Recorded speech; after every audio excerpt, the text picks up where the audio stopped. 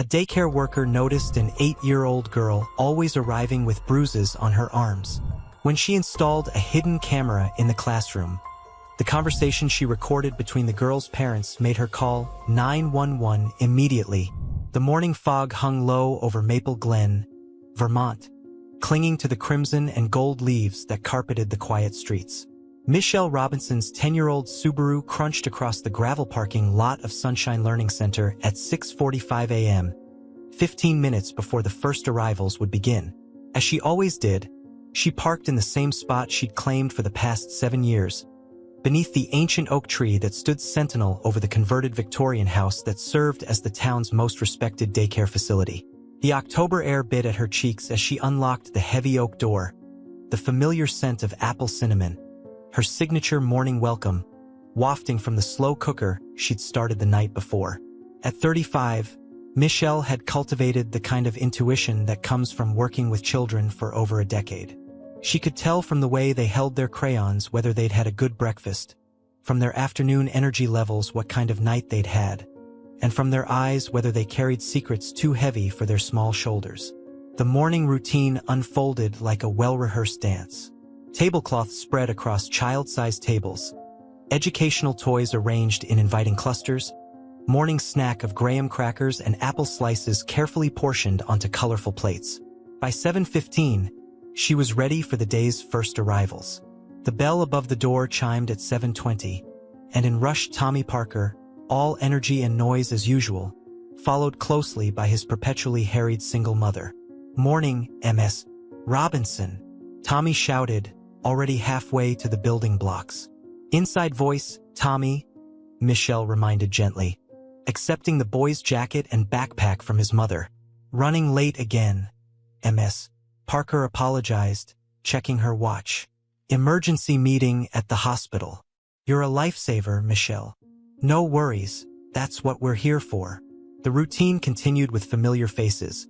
The Wilson twins with their matching braids and mismatched socks, Jenny Martinez with her ever-present Pokemon backpack, little Aiden whose parents were going through a divorce that everyone tried to pretend wasn't happening. But at 7:45, the atmosphere shifted when Madison Matthews arrived. Michelle had worked with Madison for only 2 months since the family relocated from Boston for DR. Matthews' new position as head of pediatrics at Maple Glen Regional Hospital. On paper, the Matthews family represented the American dream, successful parents, beautiful home in the coveted Maple Heights subdivision, a charming child enrolled in dance classes and piano lessons. But something about Madison made Michelle's instincts prickle from their very first meeting. Victoria Matthews breezed in first, a vision of professional perfection in her tailored navy suit and designer heels that seemed almost comically out of place on the daycare's worn hardwood floors. Madison trailed behind, her small hand gripped tightly by her mother. Dr. Nathan Matthews followed, already distracted by his phone, his white coat peeking out from beneath his overcoat. "Good morning, Madison," Michelle greeted warmly, kneeling to the child's eye level as she always did. Madison mumbled something inaudible, her hazel eyes fixed on the floor. But as she removed her jacket, Michelle's breath caught in her throat. 3 distinct bruises marked the child's left arm, one at the wrist, one at the elbow, and another, older and yellowing, high on her bicep. The newest bruise was a deep purple, fingerprint-shaped marks clearly visible against Madison's pale skin. "Madison, sweetie, what happened to your arm?" Michelle asked, keeping her voice light and conversational despite the alarm bells ringing in her head. Before the child could answer, Victoria interjected smoothly, "Oh, you know how clumsy she is, forever running into things at home. Yesterday it was the coffee table, wasn't it, sweetheart?" Madison nodded mutely, but Michelle noted how the child's eyes darted nervously to her father, who had finally looked up from his phone. Something passed between father and daughter, a look Michelle couldn't quite decipher, but one that made her skin crawl. "Kids," Nathan said with a practiced laugh that didn't reach his eyes, "always finding new ways to give us gray hair." The exchange lasted mere seconds, but Michelle's internal alarm bells were ringing. She'd seen bruises before. They were an occupational hazard with active children. But these were different, too precise, too deliberate. The placement suggested restraint rather than accidents. As the Matthews departed with the usual rush of "have a good day" and "be good for Miss Robinson," Michelle watched Madison settle into her usual corner, far from the other children. Unlike Tommy's exuberant entrance or Jenny's immediate dive into activities, Madison moved with a careful deliberation that seemed unnatural for an 8-year-old. Throughout the morning, Michelle found herself paying extra attention to Madison's movements. The child favored her left arm, wincing slightly when she had to use it during art time. She sat alone during snack, picking at her apple slices but not eating. When Michelle casually asked if she'd had breakfast, Madison whispered, "Mommy says I eat too much." During free play, Tommy accidentally bumped into Madison, sending her sprawling. The reaction was immediate and terrifying. Madison curled into a ball, covering her head with her arms, trembling violently. "Sorry," Tommy called out, already racing to the next activity, oblivious to Madison's distress. But Michelle noticed. She noticed how Madison's hands trembled as she methodically rebuilt the tower Tommy had knocked over, piece by piece, as if the simple act of stacking blocks required all her concentration to keep something else at bay. She noticed the child's sharp intake of breath whenever a door slammed, the way she flinched at raised voices, how she positioned herself with her back to walls, always watching, always alert. At noon, when Michelle's colleague Rachel arrived for the afternoon shift, she pulled her aside in the small office that doubled as their break room. The office was cramped, filled with filing cabinets and shelves of educational resources, but it offered privacy from the children's curious ears. "Have you noticed anything off about Madison Matthews?" Michelle asked, trying to keep her voice neutral. Rachel, a 20-something early childhood education graduate fresh out of college, tilted her head thoughtfully. "She's quiet. Very different from our usual crew." "Why?" Michelle hesitated. In her field, jumping to conclusions could destroy families, but ignoring warning signs could destroy children. "She came in with bruises today. Several of them." "Kids get bruises all the time," Rachel said, but her voice lacked conviction. "These were different." Michelle pulled out her incident notebook, a practice she'd maintained since her first day on the job. "I've been documenting. This is the 3rd time in 2 weeks she's had bruising on her arms." Always explained away as clumsiness. Rachel's eyes widened. "You think?" "I don't know what to think yet, but something's not right." Michelle glanced through the office window to where Madison sat alone, methodically coloring within the lines of a princess coloring book, never straying, never experimenting with colors the way other children did. "I'm going to keep watching." The afternoon dragged with an unusual tension. During story time, Madison sat in the back, her thin arms wrapped around her knees. When Michelle read the part where the brave princess confronted the dragon, most children cheered. Madison simply stared, her expression unreadable. At 4:30, parents began arriving for pickup. Tommy's mother, still in scrubs, swept in apologizing for being late. The Wilson twins' grandmother arrived with homemade cookies for the staff. And then, at 4:50, Victoria Matthews returned. "Mommy's here, Madison," Michelle called out. The change in Madison was immediate and chilling. The child's entire body tensed, her coloring forgotten as she slowly gathered her belongings. When Victoria reached out to help with her jacket, Madison subtly shifted away from her mother's touch. "How was she today?" Victoria asked, checking her phone. "Fine," Michelle replied, watching the interaction carefully. "Although I noticed she seemed to favor her left arm. Those bruises must be painful." Victoria's smile never wavered, but something flickered in her eyes. Annoyance? Fear? Children bounce back quickly. "Don't they, Madison?" "Yes, Mommy," came the whispered response. As they left, Michelle caught Madison's reflection in the window. For just a moment, the child's careful mask slipped, revealing something that made Michelle's heart ache, pure, unadulterated fear. That night, Michelle sat at her kitchen table long after dinner, her untouched tea growing cold as she reviewed her notes. 3 instances of bruising in 2 weeks. A child who flinched at sudden movements. Parents who seemed too polished, too perfect. Her mind wandered to her own childhood, to the years she'd spent covering bruises with long sleeves, making excuses for her father's temper, protecting her mother's reputation. She'd been 12 when a teacher finally noticed, finally asked the right questions. Ms. Hammond had saved her life, given her the courage to speak up. It had led to foster care, yes, but also to safety, to healing, to the career she chose so she could be someone else's Ms. Hammond. At 11 p.m., Michelle made a decision. She pulled out her laptop and began drafting an email to Janet Porter, the daycare's owner. The subject line read, "Concerns regarding Madison Matthews. Request for meeting." As she typed, the autumn wind rattled her windows, and somewhere in the distance, a dog howled at the moon. In her mind's eye, she saw Madison's frightened reflection again and silently promised the child what Ms. Hammond had promised her all those years ago. "I see you. I'll help you. You're not alone." She didn't know then that her decision to act would uncover a web of deception far more complex than simple child abuse. She couldn't have imagined that within weeks, she would be testifying in court, that lives would be shattered and rebuilt, that the truth would prove more horrifying than her worst suspicions. But she did know one thing with absolute certainty: she could not, would not, ignore the silent cry for help in Madison Matthews' eyes. Tomorrow, she would begin watching more carefully, documenting more thoroughly, and looking for the truth behind the bruises that marked not just Madison's skin, but Michelle suspected, her very soul. The email sent with a soft whoosh at 11:47 p.m. Michelle closed her laptop, finished her cold tea in one gulp, and went to bed.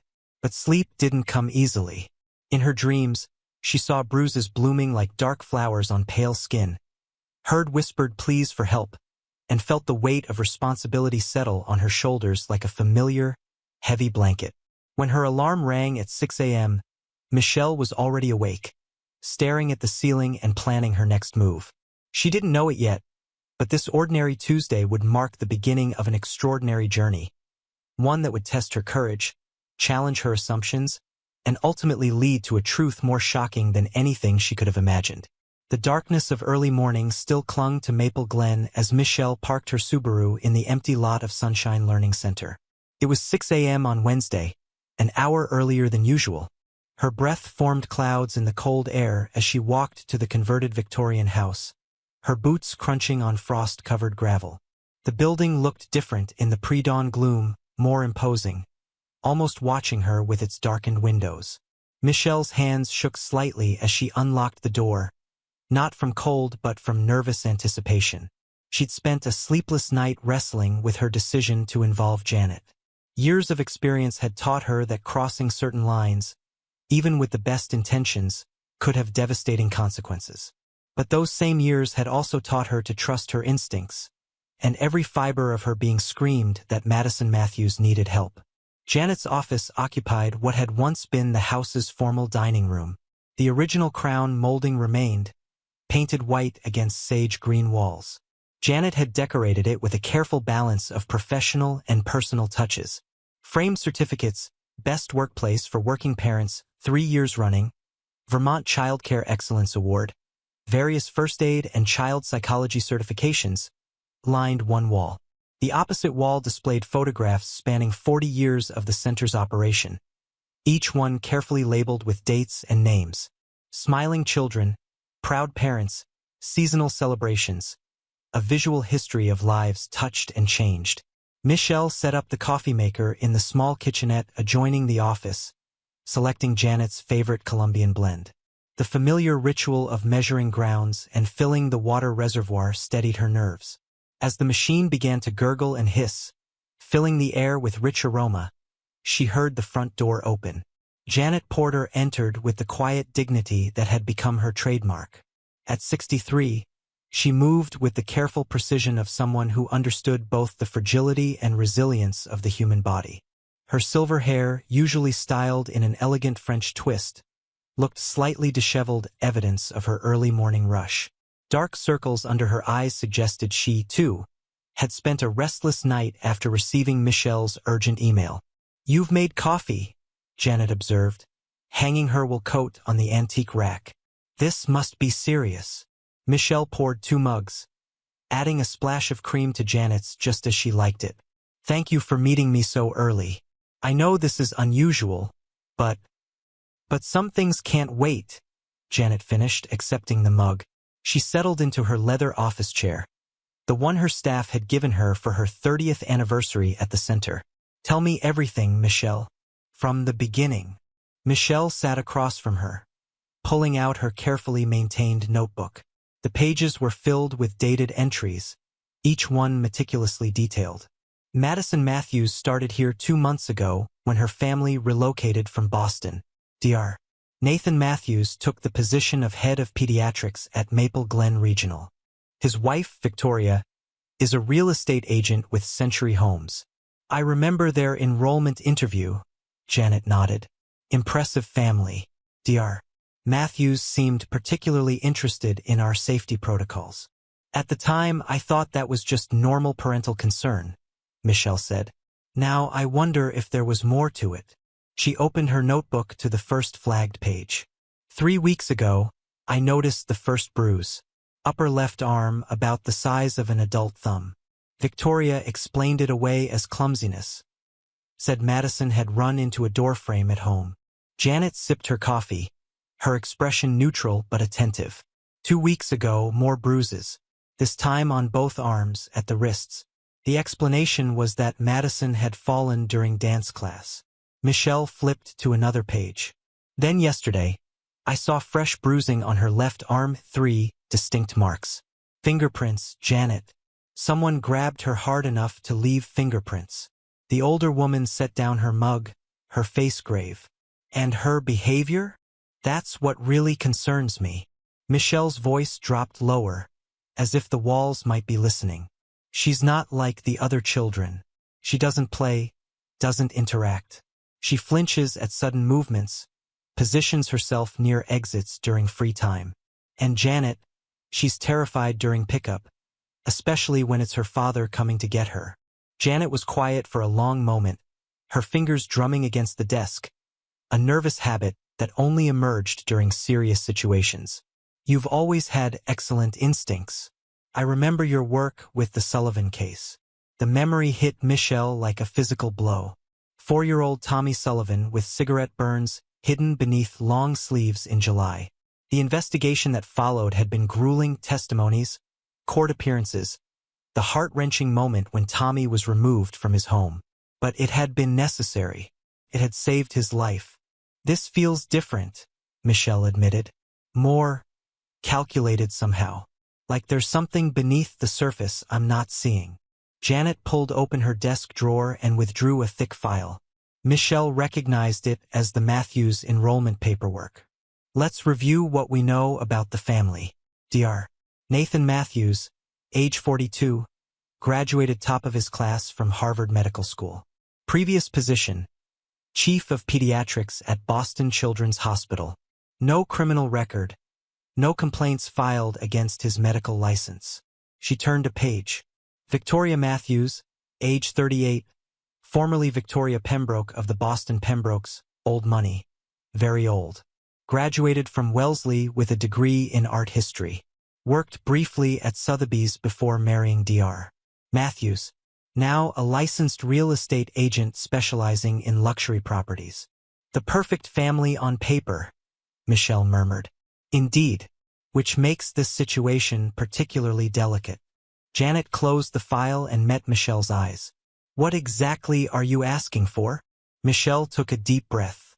I want permission to observe more closely, to create opportunities for one-on-one interaction with Madison during quiet time. And she hesitated, knowing her next request would push boundaries. I'd like to use the activity camera to document interactions during pickup and drop-off. Janet's eyebrows rose. You know those cameras are installed for security purposes only. Using them for surveillance of families crosses ethical lines. I know. But Janet, something is very wrong in that house. Every instinct I have, every year of experience, tells me that child is in danger. Not the obvious kind, not like Tommy Sullivan. Something more insidious. The older woman studied Michelle's face, seeing the determination etched in every line. The wall clock ticked loudly in the silence, marking seconds that felt like hours. "I had a case once," Janet said finally, her voice distant with memory. "Before you came to work here, a little girl named Rebecca. Perfect family, pillars of the community. I had concerns, but I hesitated. I told myself I needed more evidence, that I couldn't risk damaging their reputation without absolute proof."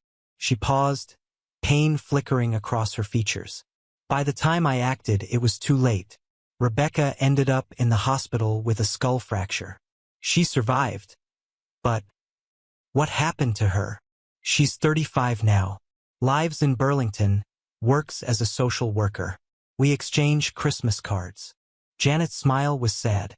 "She told me once that she'd tried to tell me in her own way. Said she'd left me drawings, acted out during nap time, done everything she could think of to make me see. But I was too afraid of being wrong to trust what was right in front of me." The implication hung heavy in the air. Janet opened another drawer and withdrew a small key. "The activity camera in the art corner has the best angle of the entrance.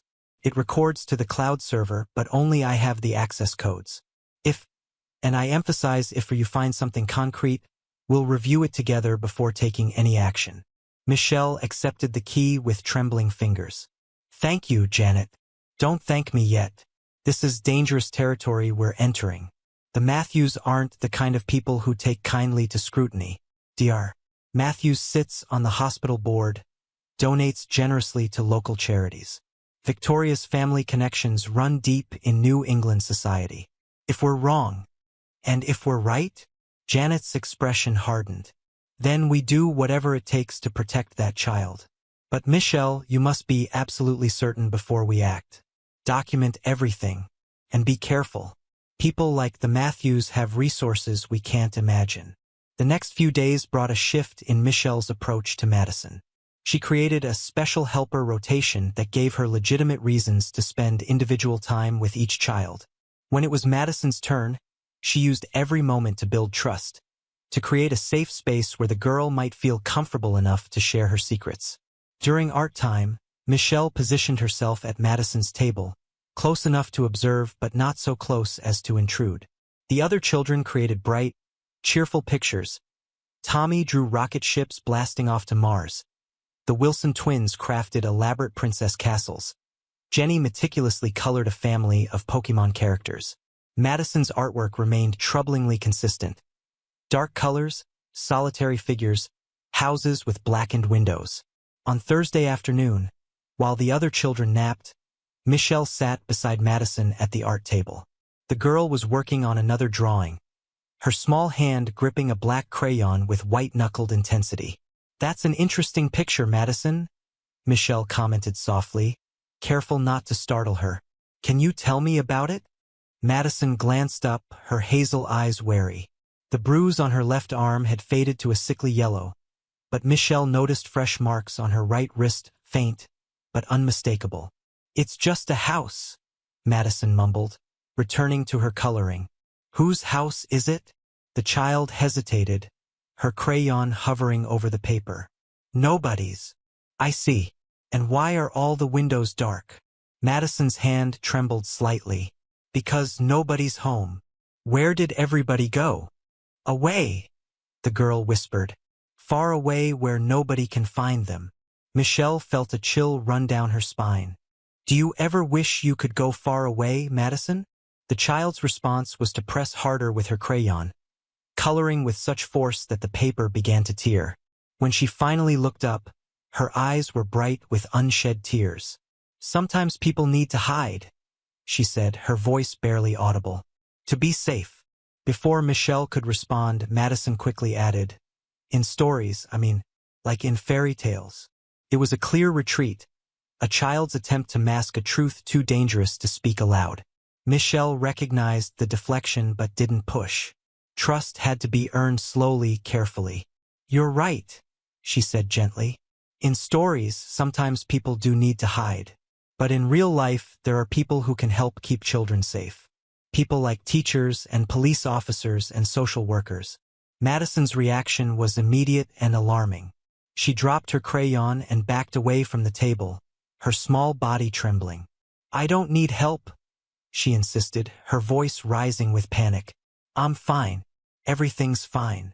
"Okay, sweetie. It's okay." Michelle kept her voice calm and soothing. "Why don't we read a story instead? Would you like to choose a book?" The incident left Michelle deeply troubled. That evening, she reviewed the day's camera footage, paying particular attention to the morning drop-off. Victoria had arrived at precisely 7:45, as she did every day. The recording showed her entering with Madison, their interaction brief and businesslike.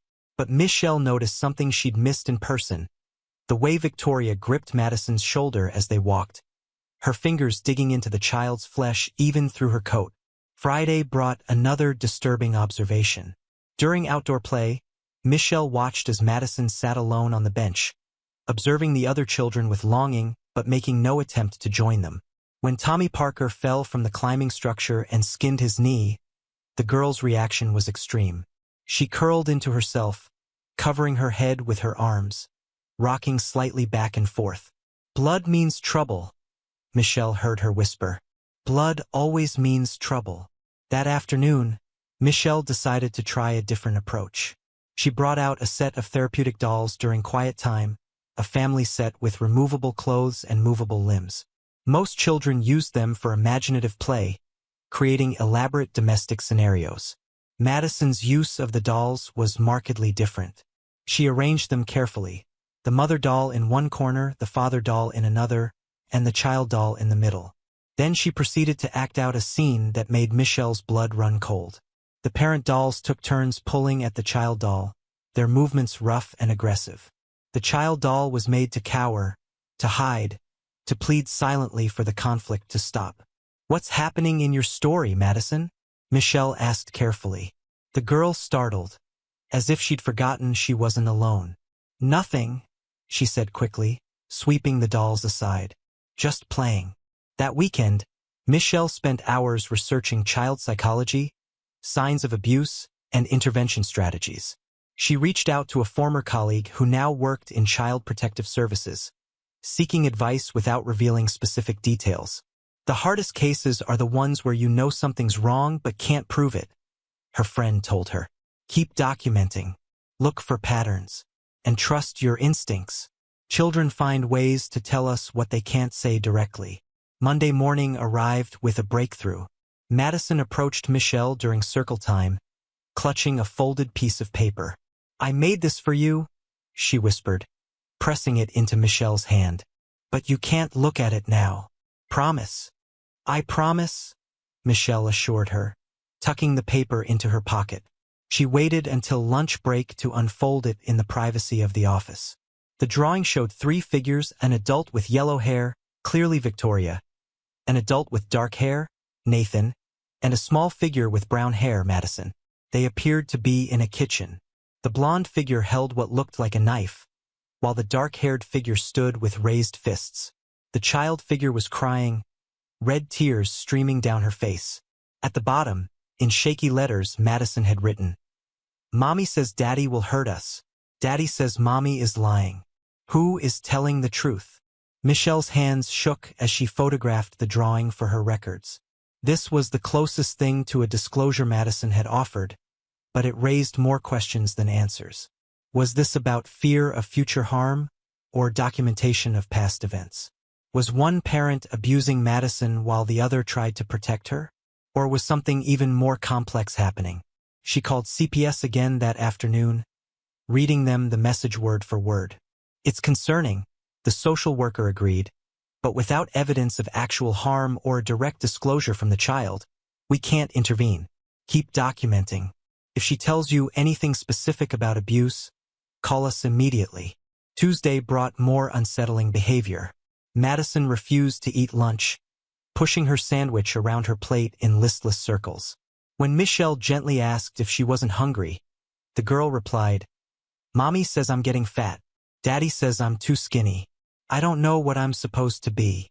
The comment revealed a dynamic Michelle hadn't fully considered: the child caught between conflicting parental expectations, each parent using her as a weapon against the other. Wednesday afternoon, While the other children played outside, Madison stayed behind, claiming a stomachache. Michelle used the opportunity to sit with her, offering ginger ale and crackers. "Sometimes our tummies hurt when we're worried about something," Michelle said conversationally. "Is anything worrying you, Madison?" The girl was silent for a long moment, sipping her ginger ale. Finally, she spoke in a whisper. "Do you think grown-ups can be monsters?" Michelle chose her words carefully.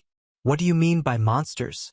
"In stories, monsters are always ugly and scary. But what if they look normal? What if they look nice but do mean things when nobody's watching?" "That's a very thoughtful question," Michelle replied. "I think sometimes people who do bad things can look very normal on the outside. That's why it's important to tell a trusted adult if someone is hurting you or scaring you, even if that person seems nice to everyone else." Madison nodded slowly, processing this information. "But what if telling makes everything worse? What if the monsters get angry? Then other adults, like police officers or social workers, can help keep you safe. No child should have to face monsters alone." The conversation was interrupted by the return of the other children, but Michelle felt they'd made progress. Madison was beginning to trust her, to test the waters of disclosure. Thursday brought a disturbing incident during pickup time. Nathan Matthews arrived earlier than usual, clearly agitated. His normally impeccable appearance was disheveled, tie loosened, hair mussed, a coffee stain on his white shirt. "Where's Madison?" he demanded, barely acknowledging Michelle's greeting. "She's in the reading corner, Dr. Matthews. I'll get her." "Now," he snapped, his charming facade completely gone. "We're running late." Michelle called for Madison, watching as the child emerged from behind a bookshelf. The camera captured what Michelle saw in person, pure terror flashing across the girl's face before she composed herself. "Hurry up," Nathan barked. "Your mother's waiting in the car." As Madison gathered her things, Michelle noticed her hands trembling so badly she could barely zip her backpack. When Nathan reached to help her, she flinched violently, dropping her lunchbox. "Clumsy," Nathan muttered. But Michelle caught the look he gave his daughter, a warning, a threat. After they left, Michelle immediately reviewed the footage, her heart pounding. She called Janet, who came to watch the recording. "This is escalating," Janet observed grimly. "Whatever's happening in that house, it's getting worse." Friday morning, Michelle sent another email to Janet. Request for parent-teacher conference with the Matthews. Urgent concerns to discuss. The conference was scheduled for the following Friday at 3 p.m. Michelle spent the week preparing, gathering evidence, organizing her documentation. She also worked to strengthen her bond with Madison, creating a foundation of trust that might encourage the girl to speak more openly. On the Monday before the conference, Madison left another drawing on Michelle's desk. This one showed a small figure trapped inside what looked like a glass box. Two larger figures stood on either side, their faces angry, their hands pressed against the glass. The child figure inside was crying, her tears forming a puddle at her feet. Tuesday brought another revealing comment. During snack time, Madison whispered to Michelle, "If I'm really good, maybe they'll stop fighting. If I'm perfect, maybe everything will be okay." The words broke Michelle's heart. No child should carry the burden of their parents' dysfunction. Wednesday afternoon, Madison asked the question that would haunt Michelle's dreams. "Ms. Robinson, if someone tells you a secret that's scary, do you have to tell their parents?" Michelle weighed her response carefully. "It depends on the secret. If someone is being hurt or might get hurt, then grown-ups need to know so they can help." Madison's lower lip trembled. "Even if telling makes things worse?" "Madison," Michelle knelt to eye level, her voice gentle but urgent. "Is someone hurting you?" For a moment, the child's careful facade cracked. Tears welled in her eyes, and she opened her mouth to speak. But then Rachel called out that Nathan had arrived for pickup, and the moment shattered. Madison fled to gather her things, leaving Michelle with the certainty that she was running out of time. Thursday night, Michelle called CPS again, pleading for guidance. "You're doing everything right," the social worker assured her. Keep documenting. The conference tomorrow might provide the breakthrough you need. If you witness anything concerning, call us immediately. Friday morning dawned gray and ominous. Michelle arrived at the center 2 hours early, checking and double-checking the conference room camera. She organized Madison's artwork chronologically, each piece telling part of a story she was only beginning to understand. Throughout the day, Madison shadowed her, unusually clingy and anxious. She barely touched her lunch and spent most of free time sitting in Michelle's lap, seeking comfort like a much younger child. "They're both coming today," Madison whispered as 3 p.m. approached. "They never both come. Something bad is going to happen. Would you like to help me set up the art display for the conference?" Michelle offered, thinking it might distract her. Madison's reaction was extreme. "No!" she cried, loud enough to draw attention from across the room. "Please, you can't show them my pictures. Please, Ms. Robinson. They'll know I told." The desperation in her voice made Michelle's decision for her. "Okay, sweetie. I won't show them your artwork. I promise." At 3:15 p.m., the Matthews arrived. Victoria entered first, immaculate as always in a cream-colored pantsuit that probably cost more than Michelle's monthly salary. Nathan followed, his white coat exchanged for a casual blazer that didn't quite hide the tension in his shoulders. Michelle settled them in the conference room, acutely aware of the hidden camera capturing every moment. She began with standard observations about Madison's academic progress, watching their reactions carefully. "Madison's reading comprehension is excellent," she said, keeping her voice professional. "She's performing above grade level in most areas." Victoria nodded approvingly. "We've always emphasized education in our home. Nathan reads to her every night." Through the window, Michelle could see Madison in the main room, curled into herself on a beanbag chair, and noticed her flinch at her mother's words. "However," Michelle continued, "I have some concerns about her social-emotional development." The atmosphere in the room changed instantly. Nathan's expression tightened, while Victoria's perfectly manicured nails began tapping against the table. "What kind of concerns?" Nathan asked, his voice deceptively calm. "Madison seems unusually withdrawn. She rarely interacts with other children and appears anxious during transitions, particularly at pickup time." "She's always been shy," Victoria said smoothly. "It's just her personality. Not every child needs to be a social butterfly." "Perhaps," Michelle pressed on, knowing she was entering dangerous territory, "but I've also noticed some physical signs that concern me. The bruising on her arms, for instance." Nathan's laugh was forced, too loud in the small room. "As we've explained before, Madison's quite clumsy. She takes after her mother in that regard." He shot Victoria a look that made her lips thin into a tight line. "I understand that children get bumps and bruises, but the pattern and frequency of Madison's injuries are unusual and concerning." The silence that followed was deafening. Victoria's tapping grew more aggressive, while Nathan's jaw clenched visibly. "Are you suggesting something, Ms. Robinson?" Victoria's voice had turned ice-cold, all pretense of pleasantness gone. Michelle met her gaze steadily. "I'm expressing concern for Madison's well-being. As her caregiver, it's my responsibility to ensure she's safe both here and at home." Nathan leaned forward, his doctor persona firmly in place, but his eyes held something darker. "I assure you, as a pediatrician, I'm well aware of what constitutes normal childhood injuries versus other concerns. Madison is perfectly safe at home." "Then perhaps you can explain why she flinches when you arrive for pickup? Or why she's drawn multiple pictures of figures with injuries similar to her own?" The words hung in the air, heavy with accusation. Victoria's composure cracked slightly, a flash of something. Anger? Fear?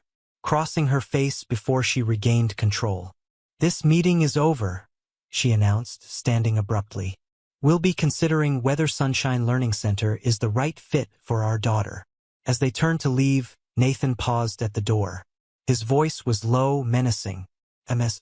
Robinson, I'd be very careful about making unfounded accusations. They can have serious consequences. The threat was unmistakable. After they left, Michelle sat in the empty conference room, her heart pounding. She'd pushed too hard, too fast. But as she replayed the conversation in her mind, one thing became crystal clear: the Matthews were hiding something. She just had to figure out what before it was too late for Madison. That evening, reviewing the conference footage with Janet, they both noticed something they'd missed in the moment. During the heated exchange, Victoria had grabbed Nathan's arm, her nails digging in hard enough to leave marks. He'd winced but hadn't pulled away. "Look at that dynamic," Janet murmured. "It's not what we expected, is it?" Michelle rewound the footage, studying it again. "No, it's not. But whatever's happening in that house, Madison's caught in the middle of it." They sat in contemplative silence, both knowing that the conference had likely escalated whatever situation existed in the Matthews household. "What's our next move?" Janet asked. Michelle's response was immediate. "We watch, we wait, and we keep that camera rolling." Neither of them could have predicted what that camera would capture just 5 days later, a conversation that would shatter their assumptions and trigger a chain of events none of them could stop. The truth about Madison's silent bruises was about to surface, and it would prove more horrifying than anything they had imagined. The weekend following the disastrous parent-teacher conference stretched before Michelle like an endless highway. Saturday morning found her at her small apartment in downtown Maple Glen, surrounded by case files, child psychology textbooks, and pages of handwritten notes spread across her coffee table. The autumn rain drummed steadily against her windows, creating a melancholic soundtrack to her racing thoughts. Her living room had transformed into a makeshift investigation center. Yellow sticky notes covered one wall, connected by red string in a pattern that would have seemed paranoid to anyone else. Each note contained an observation, a date, a quote from Madison, or a description of Bruises. The overall picture was disturbing but incomplete, like a jigsaw puzzle with crucial pieces missing. The coffee maker gurgled in the kitchen, producing her 4th pot of the morning. Michelle's eyes burned from lack of sleep, but she couldn't rest. Not when a child's life might hang in the balance. She picked up her phone and dialed her mentor, Dr.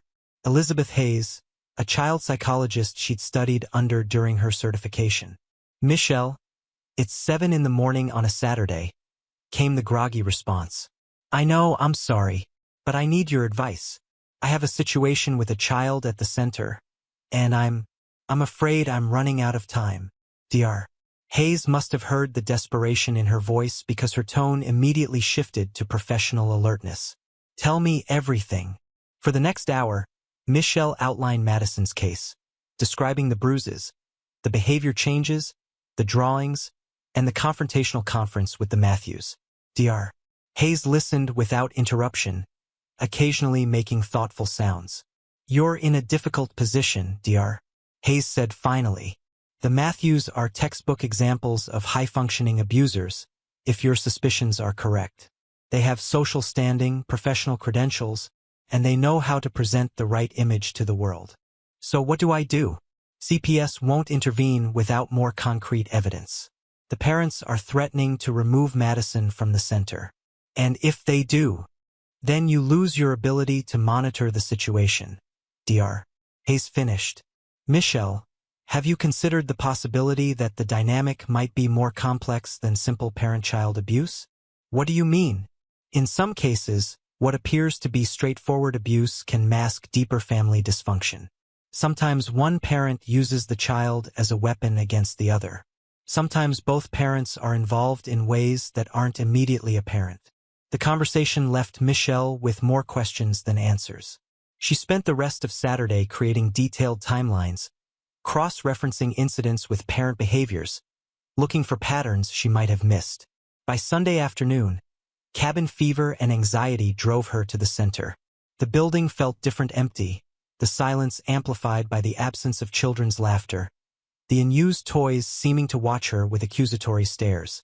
The old Victorian house creaked and settled around her as she made her way to Janet's office. The security system beeped as she disabled it, the sound echoing through the empty hallways. She settled into Janet's leather chair and logged into the secure server where all surveillance footage was stored. She'd watched the conference recording countless times, but something nagged at her, a detail just beyond her grasp. On her 7th viewing, she found it. At the 17-minute mark, when Nathan had threatened her about serious consequences, Victoria's hand had twitched toward her purse. Not just a nervous gesture, Michelle realized, but a specific movement, as if reaching for something. Michelle zoomed in on the footage, enhancing the image quality. There, barely visible through the opening of Victoria's designer bag, was the edge of what looked like a digital recorder. She was recording the conversation, Michelle whispered to the empty room. But why? The implications sent chills down her spine. If Victoria was secretly recording her husband, what else was she documenting? And for what purpose? Monday morning arrived with an unexpected development. Victoria Matthews appeared alone at drop-off, her usually immaculate appearance showing signs of strain. Her designer suit was slightly wrinkled, her makeup hastily applied, and most notably, she wore a silk Hermes scarf despite the unseasonably warm October morning. A scarf that didn't quite hide the purple bruising on her neck.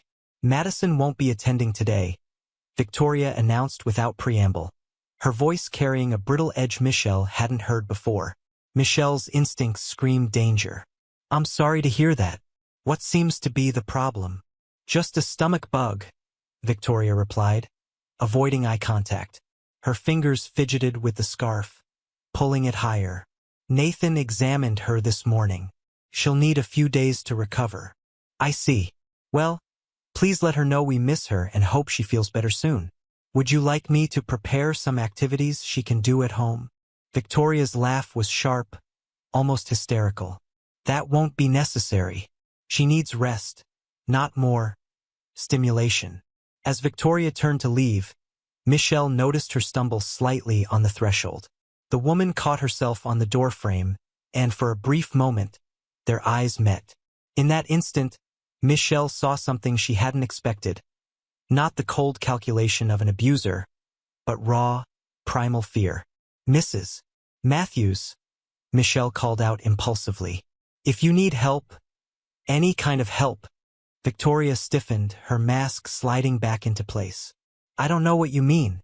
Good day, Ms. Robinson.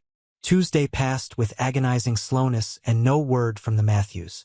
Michelle called their home 3 times under various pretexts, checking on Madison's condition, offering to send homework, inquiring about when to expect her return. Each call went to voicemail. Her messages remained unreturned. That evening, Michelle broke protocol and drove past the Matthews house. The colonial-style home stood dark and silent in Maple Heights, the affluent neighborhood that housed the town's elite. No cars in the driveway, no lights in the windows. Even the motion sensor security lights remained dark as she slowly cruised past. Wednesday morning brought Rachel bursting into the center, her young face pale with worry and excitement. Michelle, you're not going to believe this, she gasped, barely pausing to catch her breath. I saw Dr. Matthews at Walgreens last night. He didn't see me. I was in the next aisle looking at cold medicine. But Michelle, he was buying first aid supplies. Lots of them. What kind of supplies? Michelle asked, her heart rate accelerating. Bandages, gauze, antiseptic, those butterfly closures for deep cuts, medical tape. He had a whole basket full. And he was on his phone arguing with someone. I heard him say, she needs to learn to keep her mouth shut. Then something about taking care of it permanently. Michelle's blood ran cold. Did you hear anything else? He mentioned something about the cabin and where no one will hear. Michelle, what if he's planning to hurt Madison? Or Victoria? After documenting Rachel's account and verifying she had no direct evidence of immediate danger, Michelle made another call to CPS. This time, she reached a different social worker, James Martinez, who seemed more receptive to her concerns. The situation is escalating, Michelle explained, detailing the latest developments. I'm worried we're running out of time. I understand your concern, Martinez replied, but without direct access to the child or evidence of immediate danger, our hands are tied. The Matthews are prominent citizens. Dr. Matthews sits on several hospital boards. We need ironclad evidence before we can intervene. What if I could get that evidence? Ms. Robinson, I can't advise you to do anything illegal. But if you happen to come across concrete proof of abuse, we can act immediately. The conversation left Michelle with a difficult decision. That night, she met with Janet at a quiet diner on the outskirts of town, away from prying eyes and potential eavesdroppers. I want to install better cameras, Michelle said without preamble. My brother works in security. He has equipment that's virtually undetectable, with crystal-clear audio and remote activation. Janet stirred her coffee slowly, her expression troubled. Michelle, we're entering dangerous territory. If the Matthews discover we're surveilling them beyond normal security measures, then what? They'll sue? Take their child away? Janet, that little girl is in danger. Real, immediate danger. I can feel it in my bones. You felt that way about the Sullivan case too, Janet reminded her gently. And I was right then. I'm right now. Janet sighed heavily. All right, but we do this carefully, legally. The cameras can only cover public areas of the center. No bathrooms, no private offices. And we document everything as standard security upgrades. Thursday night, after the center closed, Michelle and her brother Alex worked quickly to install the new system. The cameras were tiny, hidden in smoke detectors, wall clocks, and picture frames, each one capable of capturing high-definition video and audio, with night vision and motion activation. This is some serious spy stuff, sis, Alex commented as he synced the system to Michelle's phone. You sure about this? No, Michelle admitted. But I'm sure about that little girl needing help. Friday morning dawned gray and ominous. Michelle arrived at the center before sunrise, testing the new cameras and ensuring everything was operational. She just finished when the bell above the door chimed at 7:30 a.m., unusual for such an early arrival. Victoria Matthews entered alone, looking worse than before. Her designer clothes hung loosely on her frame, as if she'd lost weight rapidly. Dark circles shadowed her eyes, and her hands shook visibly as she clutched her Prada purse. Mrs. Matthews, Michelle greeted, trying to hide her surprise. Is Madison feeling better? I need to speak with you, Victoria said, her voice barely above a whisper. Her eyes darted around the empty center as if expecting someone to jump out from the shadows. Privately, now. Michelle led her to the conference room, surreptitiously activating the new camera system with her phone. Victoria paced the small space like a caged animal, her heels clicking against the hardwood floor in an erratic rhythm. You were right, Victoria burst out suddenly, the words tumbling over each other. About Madison, about everything. But it's so much worse than you know. Michelle's training kicked in. She gestured for Victoria to sit, positioning herself between the woman and the door. I'm listening. Victoria's carefully constructed facade crumbled like a sandcastle at high tide. She sank into a chair, tears streaming down her perfectly made-up face, leaving mascara trails on her cheeks. Nathan. He's not who everyone thinks he is. The respected pediatrician, the loving father. It's all an act. A perfectly crafted illusion. Tell me what's happening, Victoria. Let me help. The woman reached into her purse with trembling hands and pulled out not the digital recorder Michelle had spotted in the footage, but a small tablet. I've been documenting everything. For months now. Look. She opened a folder filled with photos, images of Madison's bruises from multiple angles, clearly taken at home. There were videos too. Nathan berating Madison for minor infractions, grabbing her roughly, throwing objects in anger. Text message exchanges filled with threats and manipulation. These texts, Michelle said, studying the screen carefully. They're from Nathan to you? Yes. He's been threatening me for months. Says if I leave him, if I tell anyone what he's doing to Madison, he'll make sure I never see her again. He knows judges, lawyers, police officers. His connections run deep in this town. Michelle examined the photos more closely. These bruises on Madison, they're all from Nathan? Victoria nodded, her sobs growing more violent. He calls it discipline. Says she needs to learn respect, obedience. But it's getting worse. The other night he used his belt. left welts across her back. I tried to stop him, but she gestured to her neck, where the bruises peeked out from beneath her scarf. Where is Madison now? At home. With him. Victoria's voice cracked with desperation. I had to leave her there. He said if I tried to take her, he'd hurt her worse. He's keeping her home from school, from daycare. Says it's to hide the bruises, but I think he's planning something terrible. Michelle's mind raced. Victoria, we need to call the police. Child Protective Services. Now. No! Victoria grabbed Michelle's arm with surprising strength, her manicured nails digging into flesh. You don't understand. He's planned for this. He's been telling everyone I'm unstable, that I have a history of mental illness. He's documented my erratic behavior, twisted everything to make me look like the dangerous one. But with these photos, these videos, he'll say I fabricated them, that I'm trying to frame him because I want full custody in the divorce. Victoria's laugh was bitter, hollow. He's a master manipulator. Everyone believes him. Even I believed him for years. Before Michelle could respond, her phone buzzed with an alert from the center's security system. Motion detected at the front entrance. She glanced at the screen and felt her heart stop. Nathan Matthews was approaching the building, his face a mask of barely contained rage. He knows I'm here, Victoria whispered, terror evident in every word. He must have tracked my phone. Oh God, Michelle, he's going to kill me.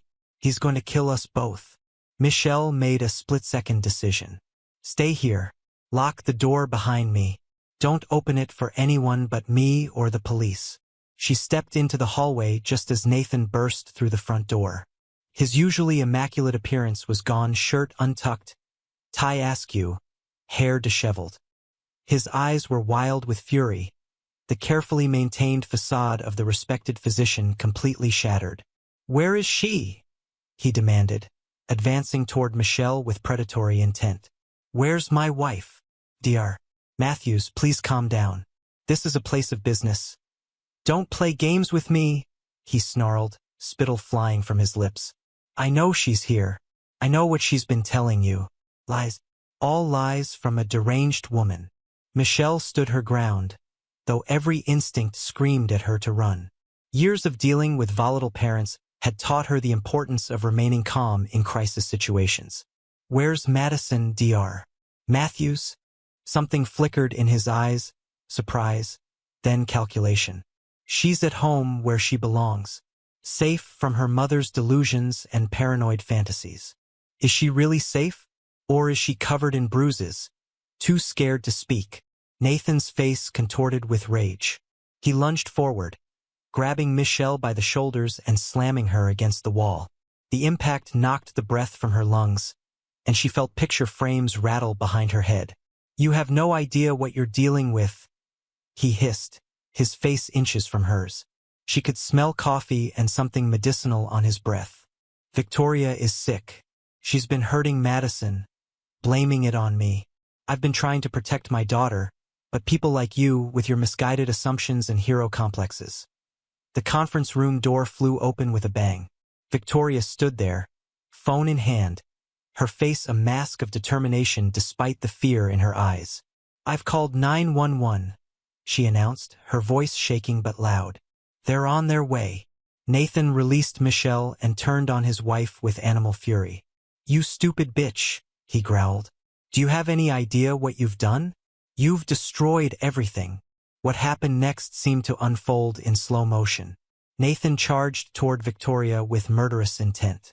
Michelle, acting on pure instinct, grabbed the nearest heavy object, a ceramic vase filled with artificial flowers, a Mother's Day gift from last year's class, and brought it down on the back of his head with all her strength. The vase shattered on impact. Nathan crumpled to the floor, unconscious. Blood seeped from the wound, staining the cheerful alphabet rug the children played on every day. The sight of red spreading across the letters made Michelle's stomach lurch. Oh God, Victoria whispered, pressing her hand to her mouth.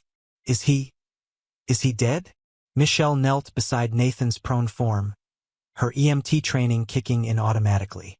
She checked his pulse with trembling fingers, felt the steady beat beneath his skin, observed the rise and fall of his chest. No, just unconscious. The police will be here soon. We need to make sure Madison is safe. Victoria slumped against the wall, all energy draining from her body. She's not at home, she confessed, her voice barely audible. I lied to him. I left her with my sister in Burlington last night. I couldn't leave her alone with him anymore. Relief flooded through Michelle, followed quickly by confusion. But you said he was keeping her home. I drugged his coffee yesterday morning, Victoria admitted. Sleeping pills. Enough to keep him unconscious while I got Madison out. I knew I had one chance to save her. The sound of sirens filled the air, growing louder as emergency vehicles approached. Within minutes, the center was swarming with police officers and paramedics. Nathan was strapped to a gurney, still unconscious, blood soaking through the temporary bandage the EMTs had applied. Detective Sarah Winters, a veteran of the Maple Glen Police Department, took charge of the scene. Michelle had met her during the Sullivan case, remembered her thoroughness and compassion. Ms. Robinson, Detective Winters said, pulling out her notepad. Why don't you tell me what happened here?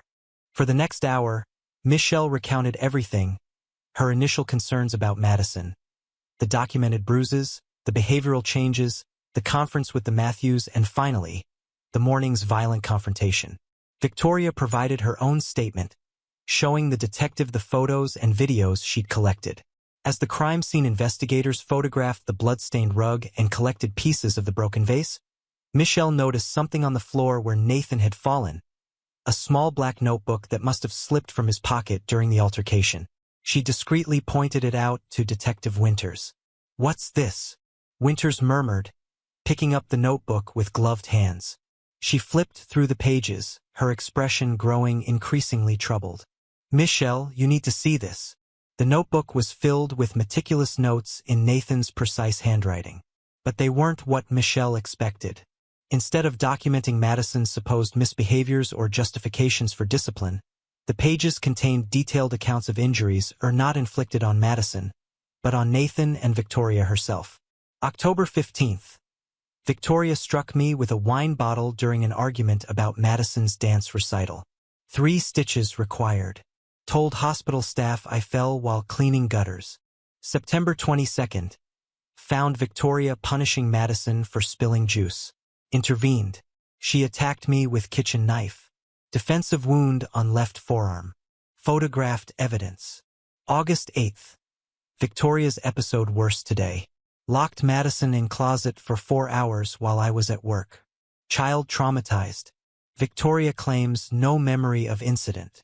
Page after page documented a pattern of abuse, but not the pattern they'd assumed. At the bottom of each entry, Nathan had written the same chilling phrase. She's getting worse. Must protect Madison. Michelle looked up at Victoria, who was now surrounded by officers, painting herself as the protective mother who'd finally found the courage to expose her abusive husband. The woman's tears, her fear, her desperate pleas for help, had it all been an act? There's more, Detective Winters said grimly. She led Michelle to a quiet corner and showed her the notebook's final pages. Look at these entries from last week. November 1st. Discovered Victoria's plan. She's been documenting false evidence for months. Photos staged, videos edited. Planning to accuse me of abuse, gain full custody, access to life insurance. Madison in grave danger. November 3rd. Confronted Victoria. She became violent. Threatened to kill Madison if I exposed her. Must find way to protect my daughter without triggering Victoria's rage. November 5th. Taking Madison to cabin this weekend. Only way to keep her safe while I gather evidence. Victoria must not suspect. The implications hit Michelle like a physical blow. She staggered, grabbing the detective's arm for support. I've been wrong, she whispered. All this time I've been wrong. What followed was a series of revelations that shattered their understanding of the Matthews family. Crime scene technicians found Victoria's tablet, still logged into her photo editing software. Analysis revealed that many of the abuse photos had been digitally altered.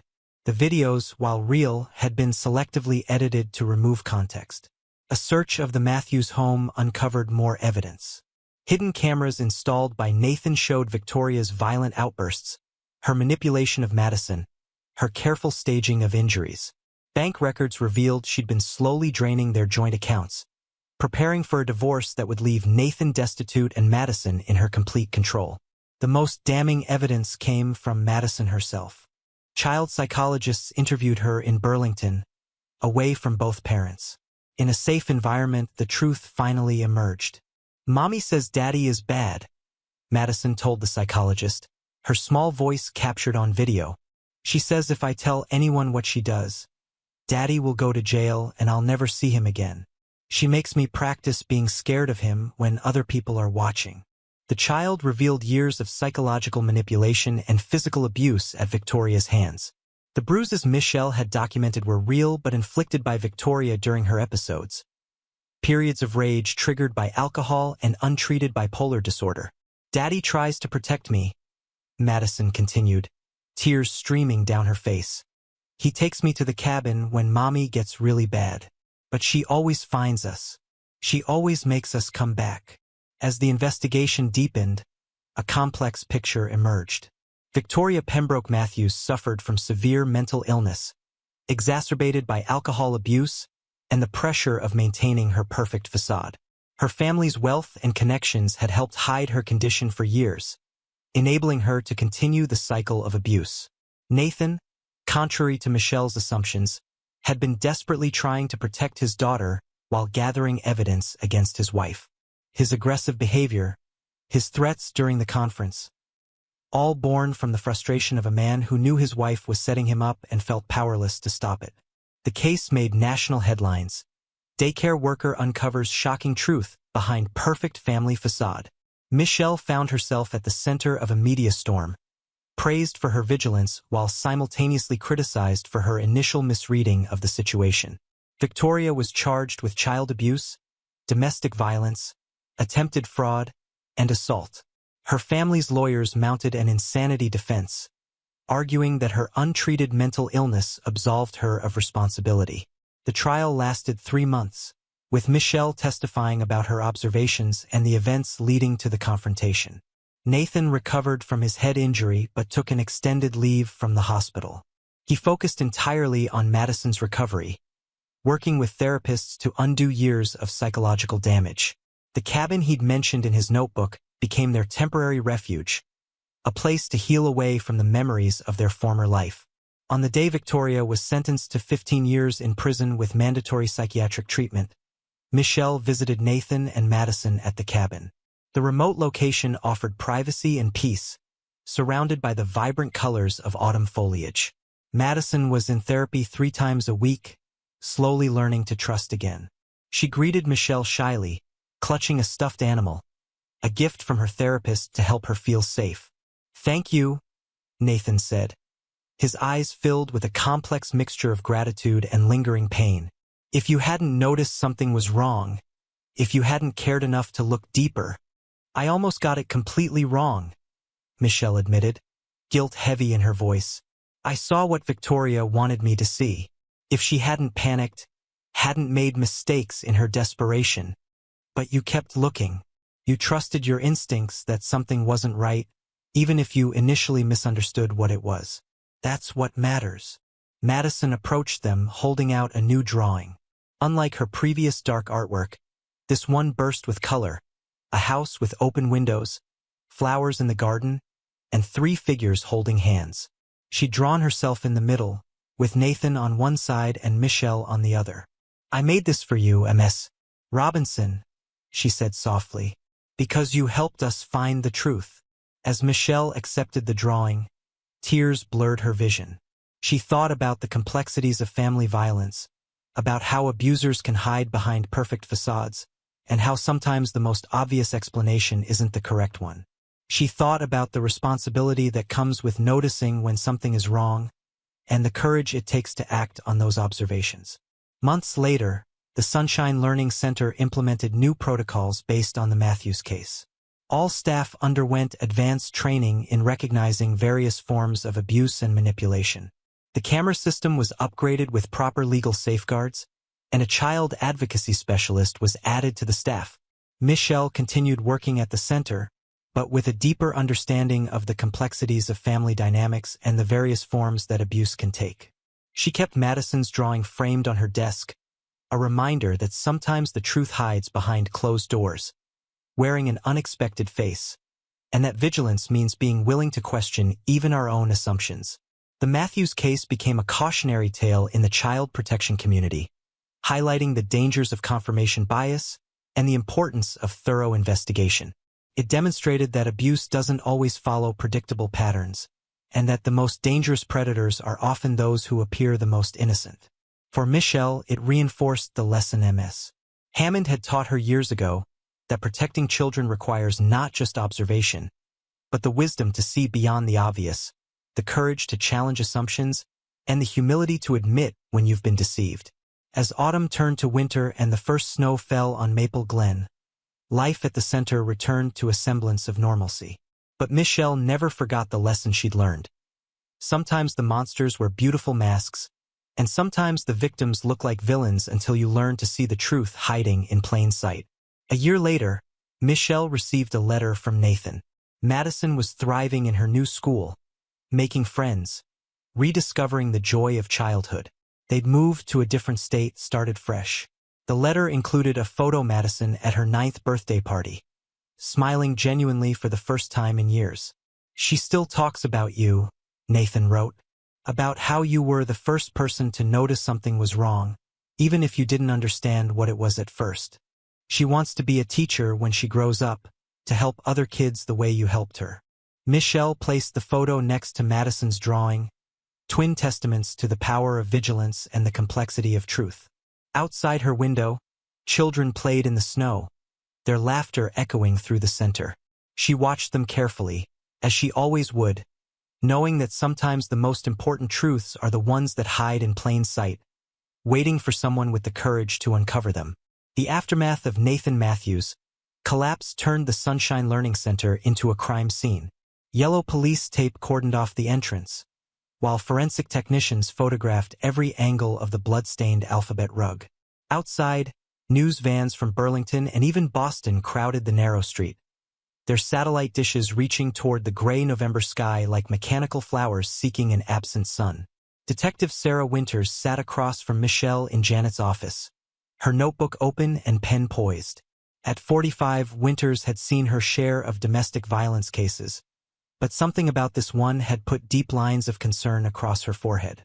"Let me make sure I understand the sequence of events," she said, her voice carrying the measured cadence of someone accustomed to unraveling complicated truths. "Mrs. Matthews came to you this morning, claimed her husband was abusing both her and Madison, showed you photographs and videos as evidence." "Yes," Michelle confirmed, her hands wrapped around a cup of tea that had long since gone cold. She was terrified. She said Nathan had been threatening her, that he had connections that would prevent anyone from believing her. Winters nodded, making notes. "And then Dr. Matthews arrived, became violent, and you struck him with the vase in self-defense." "That's correct." "What happened to the tablet Mrs. Matthews showed you? The one with the evidence?" Michelle frowned. I don't know. Everything happened so fast. She must have taken it with her when the police arrived." A uniformed officer appeared in the doorway. "Detective? We found something you need to see." Winters excused herself, leaving Michelle alone with her thoughts. Through the office window, she could see Victoria Matthews in the conference room, surrounded by officers and her high-powered attorney, a silver-haired man in a $1,000 suit who'd arrived within minutes of the 911 call. Victoria was the picture of distraught victimhood, dabbing at her eyes with a handkerchief while gesturing animatedly. Something about the scene troubled Michelle deeply. The tablet Victoria had shown her, the photos had been compelling, the videos disturbing. But now, thinking back, certain details nagged at her. The angles of some photos had seemed odd, almost staged. And the video of Nathan berating Madison. Had there been a slight jump in the footage, as if it had been edited? Detective Winters returned, her expression grim. In her gloved hands, she held a small black notebook. "We found this in Dr. Matthew's pocket," she said, sitting back down. "Michelle, I think you need to read this." With trembling fingers, Michelle opened the notebook. Nathan's precise handwriting filled page after page, but the content made her blood run cold. These weren't the ravings of an abuser justifying his actions. They were the desperate documentation of a man trying to protect his child. June 15th. Victoria's episode lasted 3 hours. Found Madison locked in the bathroom, crying. Victoria claimed she was teaching her a lesson about lying. Bruises on Madison's arms from being dragged. Photographed injuries, saved to secure cloud account. July 22nd. Victoria intoxicated again. Threw Madison's dinner plate at the wall when she didn't eat fast enough. Cut on Madison's cheek from flying ceramic. Took her to urgent care, claimed she fell at playground. Dr. Peterson suspicious but no proof. August 30th. Discovered Victoria's plan. Found draft divorce papers and life insurance documents. She's been staging injuries, documenting false abuse claims. Fear for Madison's safety if Victoria gains full custody. Page after page revealed a horrifying pattern not of Nathan's abuse, but of Victoria's carefully orchestrated campaign to frame him while subjecting both husband and daughter to physical and psychological torment. "There's something else," Winters said, pulling out her phone. "The tech team accessed the center's new security system. The cameras you installed yesterday, they captured everything, including audio." She pressed play on a recording from that morning. Victoria's voice filled the office, but it was different from the terrified whispers Michelle remembered. This was calculated, rehearsed. "Remember what we practiced, darling?" Victoria was saying to someone off camera, presumably Madison, before she'd been sent to Burlington. "When the nice lady asks about your bruises, you tell her Daddy did it. Just like we talked about." Madison's small voice responded, trembling with fear. "But Mommy, lying is wrong, and Daddy doesn't." The sound of a slap cut through the speakers, followed by Madison's muffled sobs. "You'll do as you're told," Victoria hissed.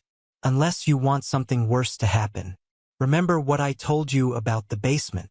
Michelle felt physically ill. She'd been manipulated by a master actress who'd used her own child as a prop in a sick performance. "We need to find Madison," she said urgently. Victoria said she was with her sister in Burlington, but what if? "Already on it," Winters assured her.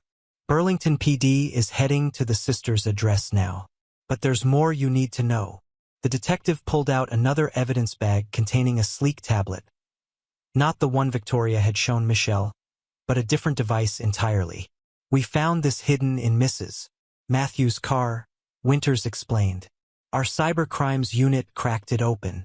She's been planning this for months, Michelle.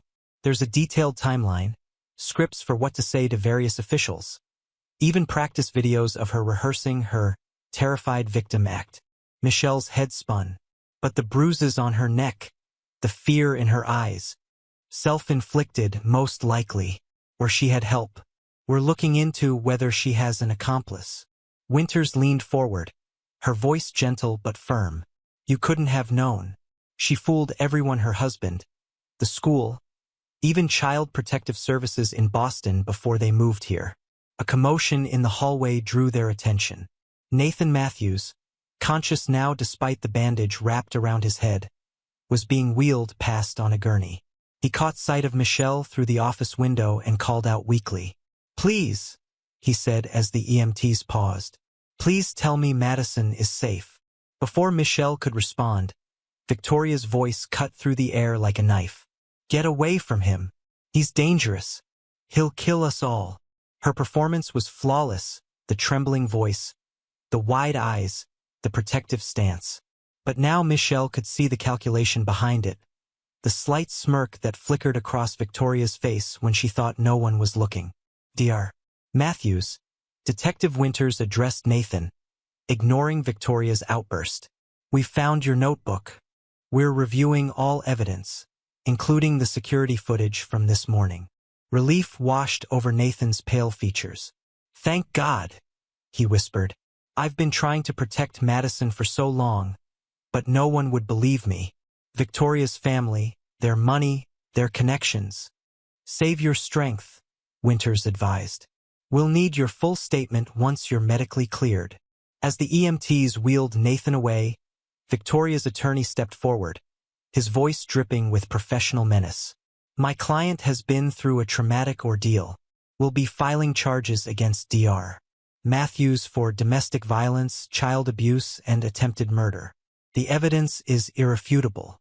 "Is it?" Winters challenged, holding up the notebook. "Because I'm looking at evidence that tells a very different story." The attorney's composure cracked slightly. "Whatever fabrications you've found." "Fabrications like this?" Winters played another audio clip from the morning's footage. Victoria's voice, cold and calculating. "Once Nathan's out of the picture, the insurance money will set us up nicely. $3 million buys a lot of fresh starts." The color drained from both Victoria's and her attorney's faces. "Victoria Matthews," Winters announced, "you're under arrest for child abuse, domestic violence, fraud, and conspiracy to commit murder. You have the right to remain silent." As officers led a suddenly hysterical Victoria away, Michelle sank into the nearest chair, overwhelmed by the morning's revelations. Janet appeared beside her, placing a comforting hand on her shoulder. "You did the right thing," Janet assured her. "You saw a child in distress and took action. The fact that the situation was more complex than we realized doesn't change that." "But I almost helped her destroy that family," Michelle protested. "If Nathan hadn't shown up when he did, if I hadn't hit him and found that notebook, then we would have discovered the truth another way," Janet said firmly. "The important thing is that Madison is safe now." The phone on Janet's desk rang. Detective Winters answered, listened intently, then hung up with visible relief. "Burlington PD found Madison," she announced. "She's safe. Actually, she's been safe all along. Nathan had arranged for his sister, a child psychologist, to take her last night. Victoria lied about having her." Michelle felt tears of relief streaming down her face. "Can I see her?" "Talk to her." "Soon," Winters promised. "But first, we need to process this crime scene and get your full statement. This case is going to be complicated." Over the next several hours, the truth continued to unravel like a dark tapestry. Crime scene technicians found Victoria's hidden stash of props, makeup for creating realistic bruises, a collection of recording devices, even a small vial of her own blood used to stage certain photographs. The security footage revealed more disturbing conversations, including one where Victoria had coached Madison on exactly what to say to Michelle about her bruises. The child's reluctance and fear were evident, as was Victoria's threatening response. A search of the Matthews home uncovered a hidden room, not the basement Victoria had used to terrorize Madison, but a small office where she'd planned her scheme. Wall charts detailed timelines, potential witnesses to manipulate, and step-by-step instructions for framing Nathan. A shelf held books on child psychology, domestic abuse indicators, and legal precedents in custody battles. Bank records showed systematic transfers to offshore accounts, dating back 2 years. Victoria had been slowly draining their joint assets, preparing for a divorce that would leave Nathan financially and emotionally devastated while she walked away with everything. The most chilling discovery came from Nathan's cloud storage account. He'd managed to install hidden cameras in their home, capturing Victoria's true nature when she thought no one was watching. The footage showed her violent outbursts, her manipulation of Madison, her calculated creation of evidence against Nathan. In one particularly disturbing video, Victoria was seen applying makeup bruises to Madison's arms while the child cried softly. "Stop sniveling," Victoria snapped. "You want to help Mommy, don't you? This is how we make sure the bad daddy goes away forever." As evening fell and the crime scene was finally cleared, Michelle sat with Detective Winters, reviewing the day's events for her official statement. The detective's phone buzzed with a message. "Nathan's been cleared for visitors," she said. "He's asking to see you." At Maple Glen Regional Hospital, Michelle found Nathan in a private room, his head bandaged but his eyes clear and alert for the first time since she'd known him. The defeated, aggressive man she'd encountered at the conference was gone, replaced by someone who finally felt safe enough to drop his defensive facade. "I'm sorry," were his first words to her, "for frightening you at the conference, for making you think I was the monster. I was desperate, running out of time. I knew Victoria was close to executing her plan." "I'm the one who should apologize," Michelle replied. "I saw what she wanted me to see. I almost helped her destroy your family." Nathan shook his head carefully, mindful of his injury. "You saw a child in distress and acted. That's more than most people would have done. Victoria fooled everyone, her family, our friends, therapists. She's very sick, but also very cunning." "How long has this been going on?" "The physical abuse started about 3 years ago, after her father died. He'd always been her stabilizing influence, kept her worst impulses in check. Without him, and with access to her inheritance, she spiraled. The plan to frame me began when I first suggested she needed professional help." A nurse appeared in the doorway. "Dr. Matthews? There's a video call for you." Nathan's face lit up. "That must be Madison." The nurse wheeled in a tablet, and suddenly Madison's face filled the screen. She was in a cheerful bedroom, surrounded by stuffed animals, her aunt sitting beside her. "Daddy!" she cried, tears of joy streaming down her face. "Are you okay? Aunt Jennifer said you got hurt protecting me." "I'm fine, sweetheart," Nathan assured her. "Just a bump on the head. Are you safe? Are you happy with Aunt Jennifer?"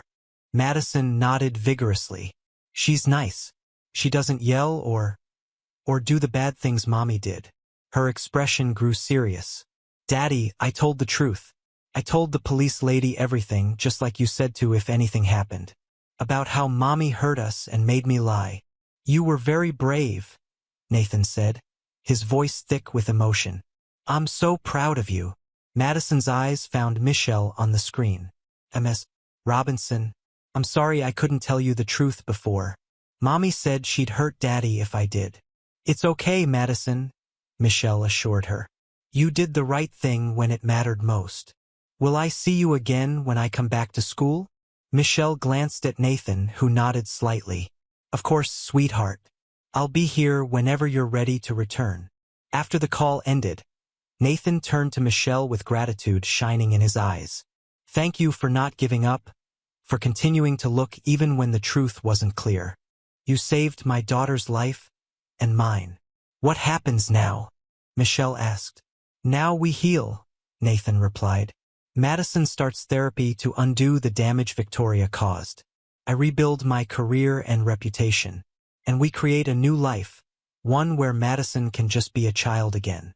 As Michelle left the hospital, the weight of the day's revelations pressed heavy on her shoulders.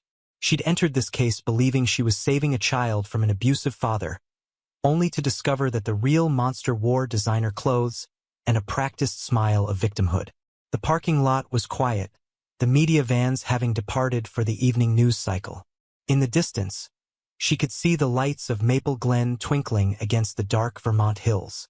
Somewhere out there, Madison was safe with her aunt, beginning the long journey toward healing. Michelle's phone buzzed with a text from Janet. "The center's been cleaned. We'll reopen tomorrow. Parents are calling with questions. We'll need to address this carefully." Indeed, the aftermath of the Matthews case would ripple through their small community for months to come. There would be questions, investigations, and a complete overhaul of their child protection protocols. But for now, Michelle allowed herself a moment of quiet reflection. She thought about the complexity of truth, the danger of assumptions, and the importance of remaining vigilant even when the story seems clear. She thought about Madison's drawings, which had been trying to tell the truth all along. If only someone had known how to interpret them correctly. As she drove home through the quiet streets of Maple Glen, Michelle made a silent promise to herself and to all the children in her care. She would never stop looking beneath the surface, never stop questioning her assumptions, and never stop fighting for those who couldn't fight for themselves. The truth, she had learned, was rarely simple, but it was always worth pursuing, no matter how deeply it was buried behind closed doors. The late November air carried the scent of impending snow as Michelle stood before the crowded courtroom, her hand trembling on the polished wood of the witness stand. 3 months had passed since that fateful morning at the Sunshine Learning Center, and today, the truth would finally have its day in court. Victoria Matthews sat at the defense table, her appearance carefully crafted to suggest fragility and victimhood. Gone were the designer suits and perfect makeup, replaced by conservative dresses and minimal cosmetics. Her attorney, Maxwell Sterling, had orchestrated this transformation meticulously, part of their strategy to paint Victoria as a misunderstood woman suffering from mental illness. Ms. Robinson, the prosecutor, a stern woman named Margaret Chen, began. Please tell the court about your first concerns regarding Madison Matthews. As Michelle recounted the months of observation, the drawings, the behavioral changes, the bruises, she watched the jury's faces shift from sympathy to horror.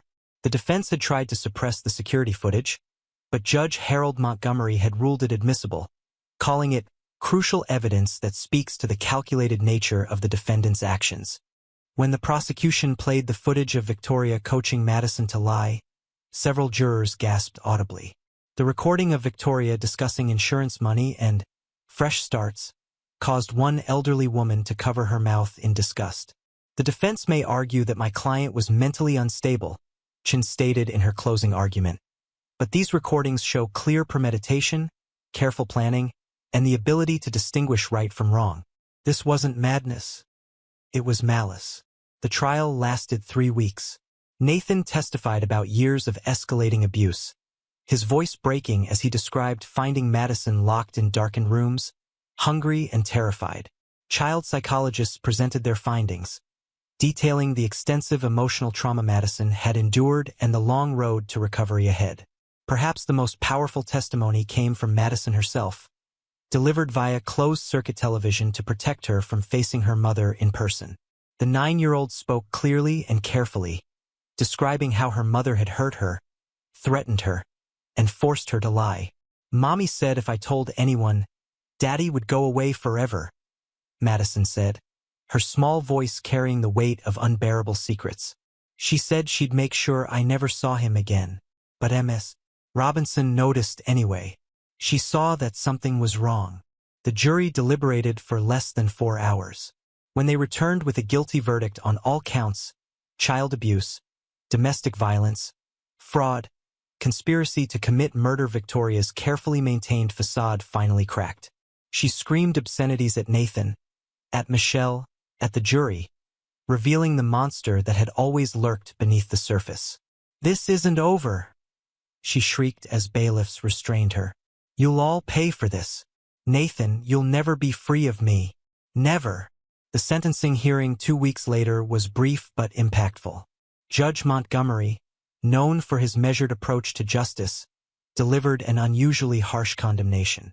Mrs. Matthews, he said, his voice heavy with disgust. You systematically tortured your child and spouse while manipulating everyone around you. You weaponized the very systems designed to protect families for your own gain. This court sentences you to 25 years in state prison, with mandatory psychiatric treatment. As Victoria was led away, still ranting about injustice, Michelle felt a profound sense of closure. The truth had prevailed, though at great cost to all involved. The months following the trial brought significant changes to Maple Glen. The Matthews case had exposed vulnerabilities in the system that protected children, leading to comprehensive reforms. The Vermont Department for Children and Families launched a statewide initiative to improve training for recognizing complex abuse patterns. Michelle was invited to speak at conferences, sharing her experience and emphasizing the importance of looking beyond surface appearances. The Sunshine Learning Center underwent its own transformation. With Janet's blessing, Michelle developed a new observation protocol that emphasized multiple perspectives and careful documentation. They hired Dr.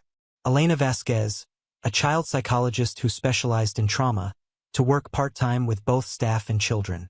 We can't prevent all abuse, Dr. Vasquez explained during a staff training session, but we can create environments where children feel safe enough to speak their truth. and where adults are equipped to understand what they're trying to tell us. The center also installed a more sophisticated security system, with proper legal safeguards and clear protocols for its use. They partnered with local law enforcement and child protection services to establish better communication channels and response procedures. The media attention gradually faded, though documentary filmmakers and true crime podcasters continued to reach out. Michelle declined all interviews, believing that Madison deserved privacy as she healed. 6 months after the trial, on a bright spring morning that smelled of melting snow and new beginnings, Michelle received a letter that made her heart swell with joy. "Dear Ms. Robinson, we are writing to thank you for everything you did to protect our family.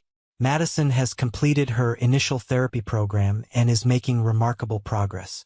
She laughs again, plays with friends, and has even started taking art classes, though she now prefers watercolors to crayons. We've decided to move forward with our lives in a new city where we can start fresh, free from the shadows of the past. Madison wanted me to tell you that she's no longer afraid of the dark and that she drew you another picture, this one full of sunshine and rainbows. You were right to trust your instincts, even when the truth was hidden behind lies. Because of your courage, our daughter has a chance at the childhood she deserves. With eternal gratitude, Nathan and Madison Matthews." Inside the envelope was a photograph of Madison at her 10th birthday party, her smile radiant and genuine. Beside it was a vibrant watercolor painting, a teacher figure with kind eyes standing before a classroom of happy children, with "Thank you, Ms. Robinson" written in careful script across the bottom. Michelle framed both items and placed them on her desk, tangible reminders of why she'd chosen this profession. On the 1-year anniversary of the incident, Michelle organized a special assembly at the center. She invited Detective Winters, Dr. Vasquez, and representatives from Child Protective Services to create a panel discussion for parents about recognizing and reporting abuse. "The Matthews case taught us that abuse doesn't always look like we expect," Michelle told the gathered parents. "It can hide behind wealth, education, and charm. Our job is to create spaces where children feel safe to speak their truth, and to listen when they do." As she spoke, she noticed a new family in the audience. A single father with a shy daughter who reminded her of Madison. The girl clutched her father's hand tightly, but her eyes showed curiosity rather than fear. Progress, Michelle thought. Healing.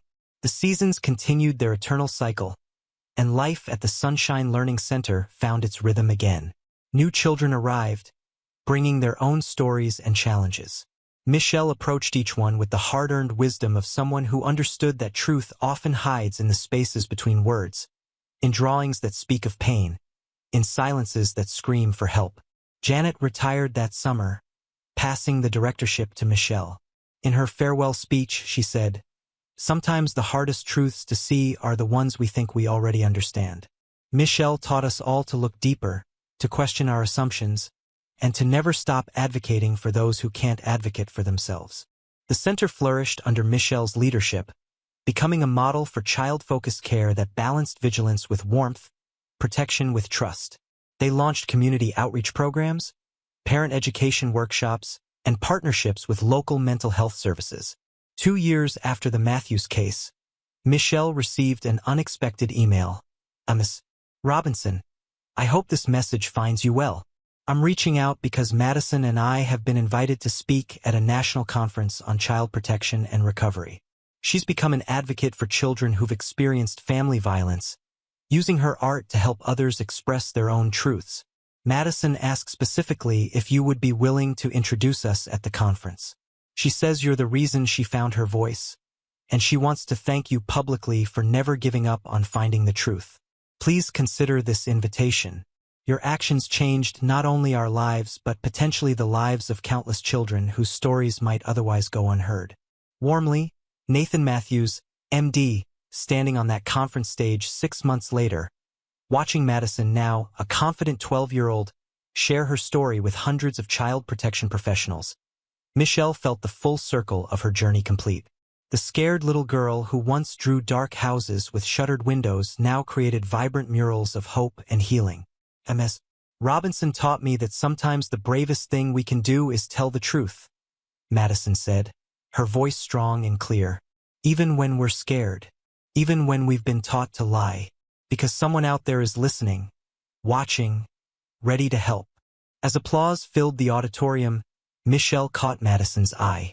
The girl smiled, not the practiced smile she'd worn at the center, but a genuine expression of joy and gratitude. In that moment, Michelle knew that every difficult decision, every sleepless night, every moment of doubt had been worth it. The Matthews case had changed her forever, teaching her that truth often wears disguises, that monsters can have beautiful faces, and that sometimes the most important clues are the ones we almost miss. But it had also reaffirmed her faith in the power of observation, the importance of persistence, and the profound impact one person can have when they refuse to look away from a child's silent cry for help. As she walked back to her seat, Michelle passed a group of young teachers, their faces eager and idealistic, much as hers had been years ago. She paused, sharing a piece of wisdom that would guide them as it had guided her. Never stop looking beneath the surface. The truth might not be what you expect, but it's always worth finding. And sometimes, the child you save might just change the world. Outside, spring rain fell softly on Maple Glen, washing away the last traces of winter and promising new beginnings. In classrooms and courtrooms, in therapy sessions and family homes, the ripples of one woman's vigilance continued to spread, touching lives and changing futures in ways she would never fully know. The hidden truth had been revealed, not just about the Matthews family, but about the complexity of human nature, the resilience of children, and the extraordinary things that can happen when someone cares enough to look beyond the obvious. As Michelle returned to the center the next day, ready to greet a new group of children with watchful eyes and an open heart, she knew that this was her true calling, to be the guardian of small voices, the keeper of children's secrets, and the finder of truths hidden behind closed doors. And somewhere in a different city, in a bright and cheerful home filled with love and laughter, a little girl named Madison picked up her paintbrush and began to create, her artwork a testament to the power of truth and the healing that comes when someone finally sees what others have missed.